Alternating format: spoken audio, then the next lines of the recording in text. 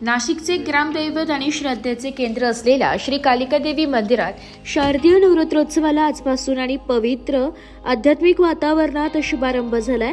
पहाटे 5 वाजता मंदिर ट्रस्टच्या विश्वस्तांच्या हस्ते विधिवत घटस्थापना करण्यात आली आहे। या मंगल प्रसंगी देवीच्या सानिध्यात धार्मिक मंत्रोच्चार, शंखध्वनी आणि पूजन विधीचे मंदिर परिसर भक्तिमय झाला। यानंतर विभागीय आयुक्त प्रवीण गेडाम यांच्या हस्ते श्रीकालिकेच्या मूर्तीवर पवित्र जलाने अभिषेक करण्यात आला।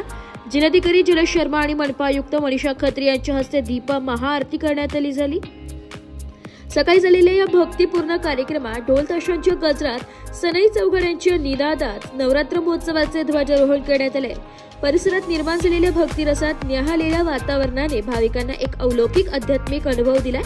महिलांच्या भजनी मंडळांनी पारंपरिक अभंग, भक्तिगीते सादर करत देवीच्या चरणी भक्तीचा सागर अर्पण केलाय।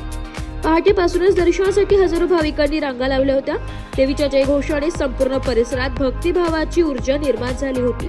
हा नवरात्र महोत्सव केवळ धार्मिक परंपरेचा उत्सव नसून तो गावाच्या आध्यात्मिक एकतेचा, सांस्कृतिक वारशाचा आणि भक्ती संपन्न परंपरेचा साज आहे।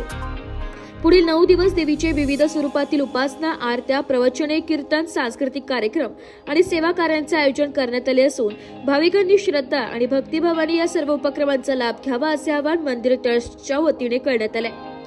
यावेळी कालिका मंदिर संस्थानचे अध्यक्ष अण्णा पाटील, कोषाध्यक्ष सुभाष तळजिया, सचिव डॉक्टर प्रतापराव कोठावळे, किशोर कोठावळे, संतोष कोठावळे, दत्ता पाटील, सुरेंद्र कोठावळे, विशाल पवार, योगेश पवार, भैयासाहेब कोठावळे, दीपक तळजिया, राम पाटील, भरत पाटील, योगेश कोठावळे, सतीश कोठावळे, प्रकाश पाटील, श्याम पाटील, दीपिका पाटील, कांचन पाटील, लता पाटील यांच्यासह ट्रस्टचे सर्व पदाधिकारी व विश्वस्त उपस्थित होते।